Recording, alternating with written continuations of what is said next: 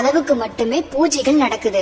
பூட்டப்பட்டிருக்க அறைக்குள்ள 18 படிகளும் பெரியதும் சிறியதுமா ஏராளமான அருவாள், வேல்கம்பு, ஈட்டி இந்த மாதிரி ஆயுதங்களும் கருப்பசுவாமியோட ஆபரணங்கள் மட்டுமே வைக்கப்பட்டிருக்கு. இதுக்கு தினசரி பூஜைகள் நடத்தப்படுறது வழக்கம். ஒவ்வொரு நாளும் அழகர்மலை கோவில் பூட்டப்பட்டதும் கதவோட சாவி 18ஆம் படி கருப்பசாமி முன்னாடி வச்சுட்டு போவாங்க.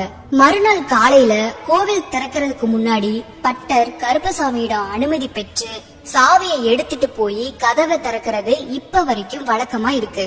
சித்திர திருவிழாவுக்கு அழகர் மதுரைக்கு புறப்படும் போது மதுரையிலிருந்து கோவிலுக்கு திரும்பும் போதும் அழகர் அணிந்த நகைகள் எண்ணப்பட்டு அந்த பட்டியல் 18ஆம் படி கருப்பசுவாமி முன்னாடி படிச்சு காட்டப்படும். கோவில் நகைகளை காவல் தெய்வம் கருப்பசுவாமியை பாதுகாத்து வராரு. இது பல காலமா தொடர்ந்து வரும் நம்பிக்கை.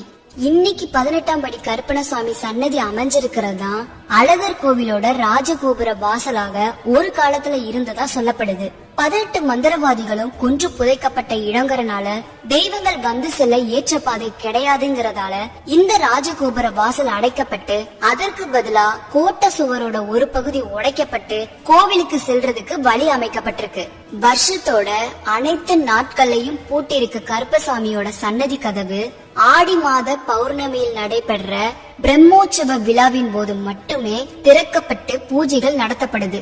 கோவிலோட ராஜகோபுர கதவுல கருப்பசாமி குடியிருக்கிறதால இது தனி சன்னதியா மாற்றப்பட்டிருக்கு.